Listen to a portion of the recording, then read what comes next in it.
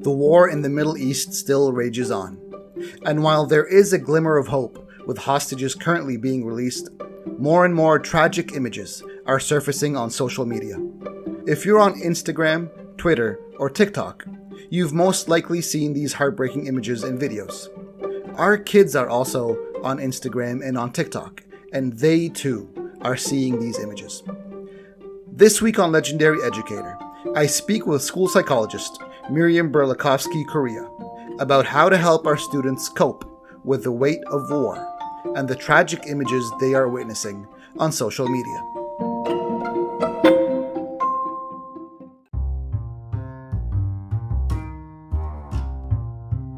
Hello, my name is Miriam Burlakovsky Correia. My students call me Ms. B.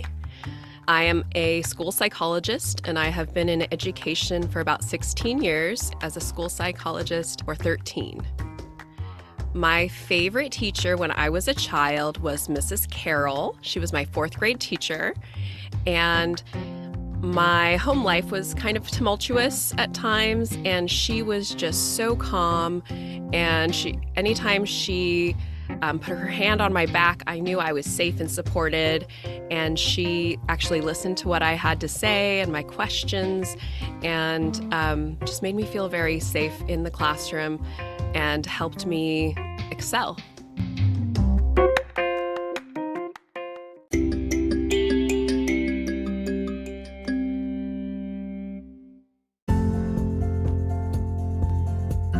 Hello, teachers from around the world, and welcome to the Legendary Educator podcast, the podcast for teachers discussing everything to do with education and being a teacher.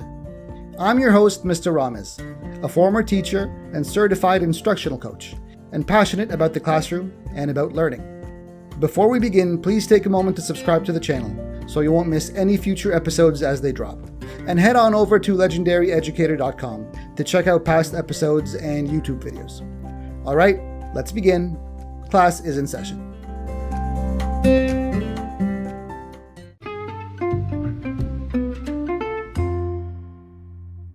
Thanks to BetterHelp for sponsoring this episode.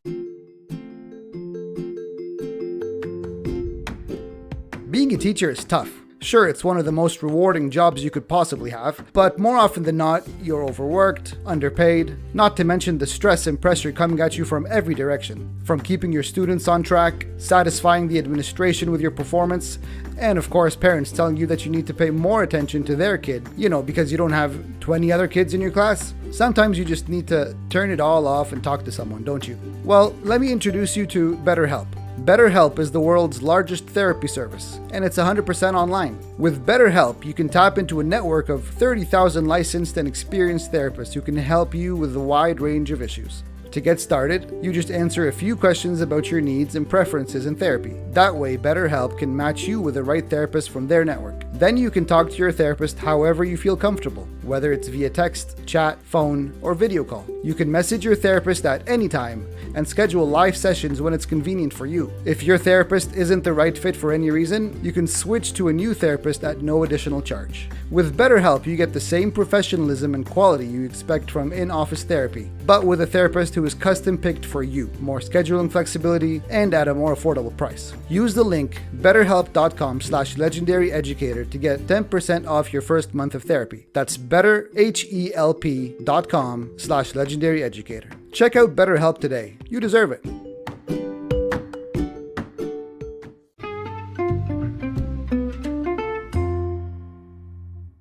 Mental health has been a huge challenge with educators. Yes. And with students, especially at a time where the world seems to be out of line, right? Everything is just weird. Everything feels weird. Everything is going wrong. There is an uneasy feel in the air. Definitely. Especially with wars going on, especially with all this conflict, all the tragedy happening, all that kind of stuff. What I want to know is, how are teachers supposed to deal with their students? Elementary students are seeing this inevitably everywhere, and are unable to process it or to understand it. What is a teacher supposed to do in their classroom to, I guess, make sense of everything for the elementary kids? I think it's a tall order. I Hmm. think we're already asking teachers to do an impossible job. And on top of it, there is unrest in the world.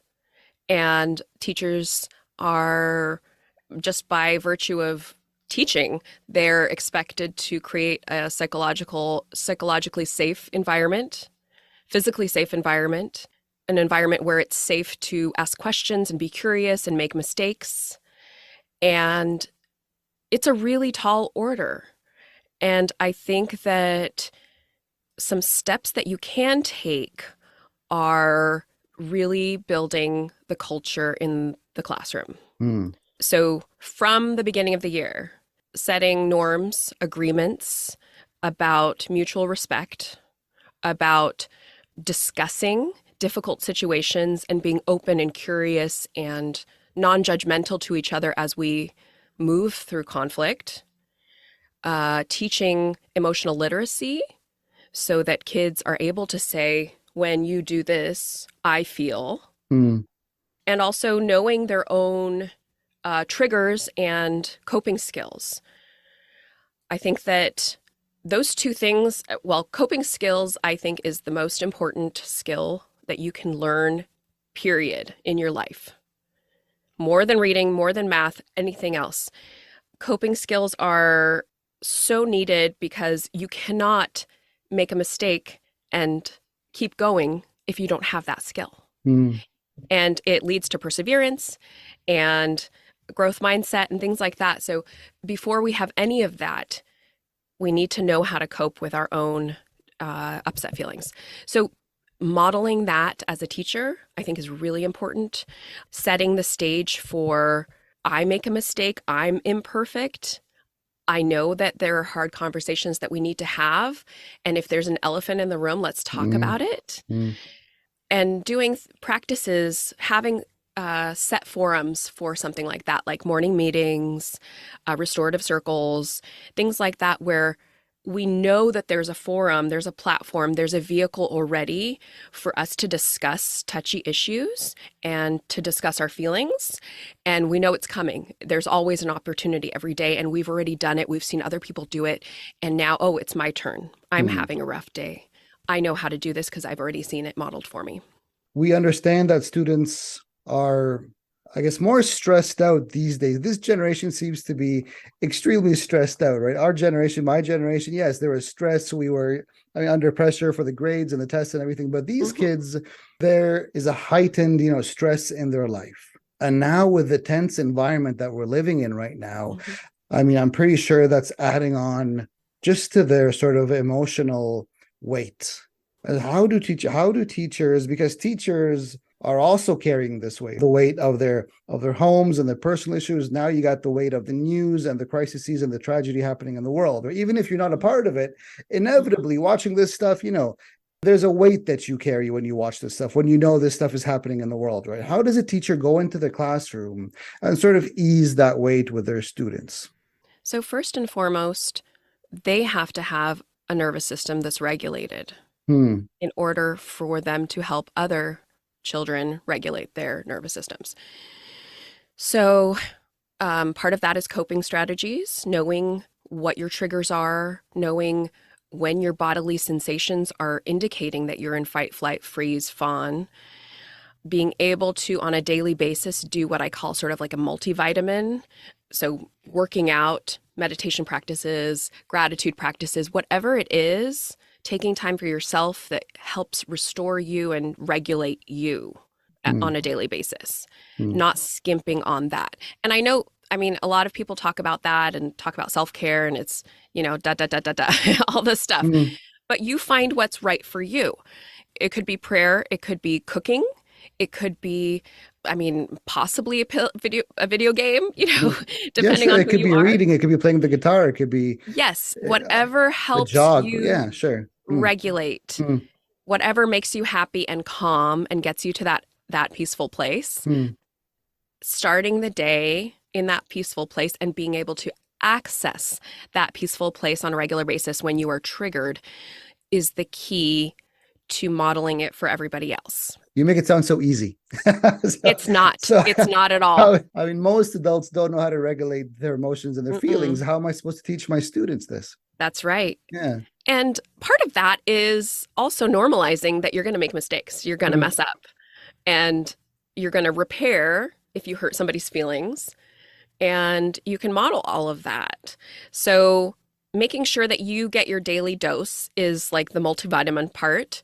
And then coming into the classroom early, even like 5 minutes early, being able to just take a mm, moment, set an intention for the day, for the period between now and lunch, whatever it is. I like to set the intention for myself that I'm going to be gentle with myself and others. It can mm. be as simple as that. It doesn't need to be, we're going to get through these objectives or these lessons or anything like that. It can just be, I'm going to take care of whatever my children, my students need today. I'm going to take care of that. I'm going to be gentle with them. I'm going to give them grace, and I'm going to give myself grace in the process.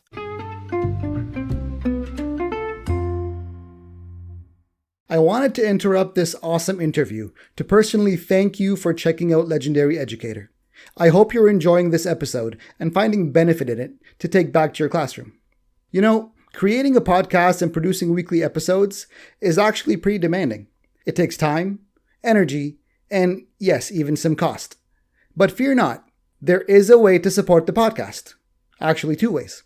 The first thing you can do is go check out legendaryeducator.com/resources, where I've compiled a whole list of products and services that are useful to teachers. You never know, you may find something that's just right for you, like discount school supply for your school supplies, Lesson Planet for prepared lesson plans, or BetterHelp for online therapy. Using the links on my website won't cost you anything. You may actually end up saving, but it will give me a little kickback to help support the channel. And if you don't find anything you like, you can just make a small donation by going to legendaryeducator.com/donate. You can donate as little as $1. $1 a show. Sounds like a good deal. Again, thanks for tuning in, and I hope you enjoy the rest of this episode.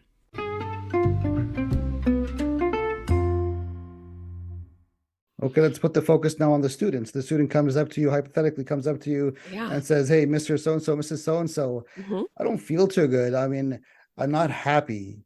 I mean, I'm seeing all these things. I don't want to see them, but, you know, my dad's watching the news. It's popping up on my social media because my friends are Arabs or Jews or whatever. And it's really getting to me. Yeah, what do I do, Mr. So-and-so, Mrs. So-and-so? Well, if it feels right and you have time, you can have a one-on-one discussion. You can have a class-wide discussion, kind of like the one you laid out in one of your episodes. You can also, you know, find a support provider, like a counselor.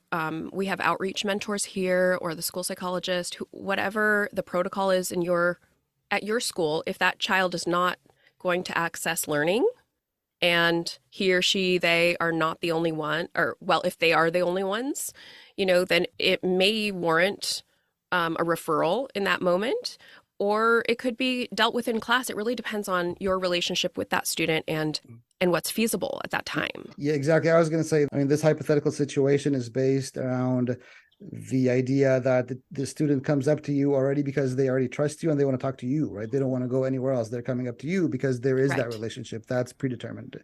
So in that case, if it's possible to hand over the kids to, you know, a program, if you feel like you can handle it in 5 minutes and have a chat and really dig deep. But this sounds like it's deeper than that. It's deeper than a 5-10 minute conversation, it sounds like. Exactly. And so how do I deal with it as the teacher, as Mr. So-and-so, Mrs. So-and-so, right? If I don't want to hand them off to like somebody else, right? Because the student obviously, you know, trusts me and my and they know I care for them, right? So I don't want to feel like I'm just, you know, passing them off to the counselor or to somebody else, right? I want to be there for them, but I just don't know how to, right? So, I mean, what do I do? What do I say? How do I sort of, you know, pat them on the back and say it's going to be okay, but in a more effective way? So, if you can direct them to a mindfulness practice. So what are you feeling right now? What is happening right now? Are we at war right now in this classroom? Well, no. There are no bombs falling. Everyone is safe. Your body is safe. Just describing what is happening, directing them to feel the points of contact between them and the chair. I like to focus on my finger, one finger at a time, pinky finger, ring finger, without moving them. And that really directs your attention. Mel Robbins has a cool little activity or a little practice that you say 5, 4, 3, 2, 1, and then you stop and redirect to something else, whatever that thought process is. So you can have them, if you've taught them ahead of time, you can talk about, tap your prefrontal cortex. Okay, let's get that online because we're feeling a lot of emotions. And in order for us to learn, we need to turn this guy back on. So let's reset and kiss your brain. Could be that if it's, lower primary, that kind of thing. So if it's going to affect learning for the whole classroom or for a majority of the classroom, I would stop and talk about the elephant in the room. And this has happened for me before, where, a student had a loss and several other students in the classroom were also affected. And we just had to kind of stop what the teacher was doing. The teacher called me in and I had the students do a community circle. We started just talking about how we were feeling. We had them break up in pairs and talk about something very specific and dear to their hearts first, and just in pairs really listen and be able to reflect back, and then come back together and share about, in a certain format. So when this happens or happened, I feel, and then because. And so an example might be when I heard that my cousin died, I felt devastated because I want my loved ones to be safe, that kind of thing. And having students see each other and hear each other and thank each other for sharing and show compassion, all of that makes them feel very safe and supported. And then there's a point where you can transition and find a resource. In the trauma community, they call it resourcing, finding something that makes you feel good. So it could be imagining yourself in your favorite place, imagining yourself in a field of grass under the stars, in an ocean, or in the mountains, wherever that student feels safe, and you prompt them to feel into that area, that experience. So what do you smell? What do you see? What do you hear? Imagine the breeze coming through your hair. Imagine the sun on your skin, and really take them to that place. And that is their resource. That is how they can get out of that trauma response at the end of it, because we want to end on a high note and be able to transition into learning. So having that resource for them at the end of a circle of sharing, that can be helpful. And it can be helpful for the teacher as well, because they need to transition back to teaching. Well, I mean, let's make this real. I mean, if I teach you, I would love to do this in my classroom, for example, but I don't even know where to start, right? If I'm a teacher who wants to do this, circles and sort of group meditation, things like that, where would I go for a resource that's going to show me sort of, teach me step by step a script or scenario situations? Where do I go for these resources as a teacher? So there's an Institute for Restorative Practices, and they have a lot of resources. I can share those with you and maybe have them tagged in the show notes.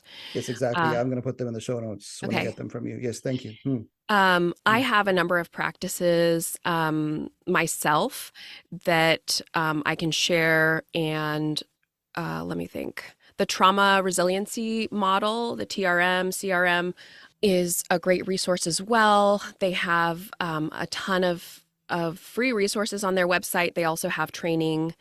In the state of California, we have a service called CalHope, or an agency called CalHope, that does some seminars about creating safe spaces, trusted spaces.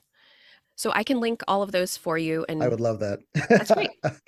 I like that, making it real. Yeah. Because a lot of times we do talk about a lot of theory and you give vague examples and it's like, okay, let's see what we're talking about. Give me an example. Well, no, and the goal of this podcast is to sort of give them something that is implementable, right? You could take this, copy it, and paste it into your classroom and sort of, go with the flow with it. That's the point of this. Yes. And so I love that you've got the resource. I love that this is implementable. And I'm talking about myself. I don't know the first thing about psychology. I don't even understand my own thing. You know more than you think. I would love to have a safe space in my classroom. I'd love to have these circles, these discussions, things like that. But I would need a guidance from an expert like yourself, for example. Okay, do this and then do this and then do this. It's not that I don't want to, or the passion isn't there, or the care isn't there. I just don't know where to begin. And so I'm sort of, I'm identifying with a lot of other teachers out there who are like, I don't even know where to start. We have barely scratched the surface here, Ms. M, and we have so much to talk about, so much to discuss. I want to go into a million different things with you. I know we're short on time. Will you be back on the podcast soon?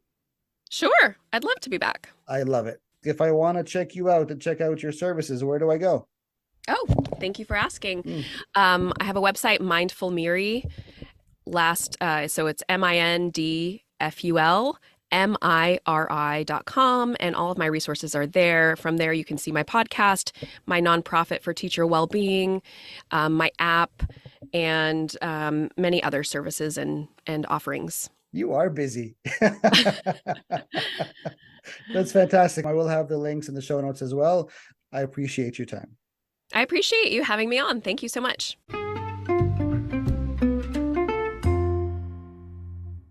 So if you've managed to reach this far, I'm going to go ahead and assume that you're enjoying this episode.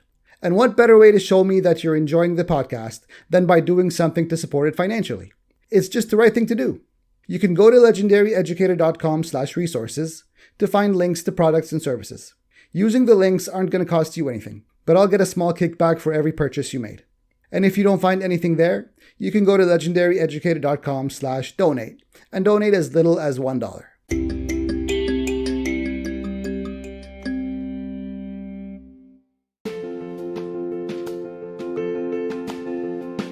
Thanks for tuning in today. And if you found this episode beneficial, don't be shy to forward it to your teacher friends so they too can benefit. You can follow me on Instagram at Legendary Educator, or you can get in touch with me by going to legendaryeducator.com. Don't forget to subscribe, rate, and review because that helps out a lot. Next week, another legendary episode with a new legendary educator. Class is dismissed.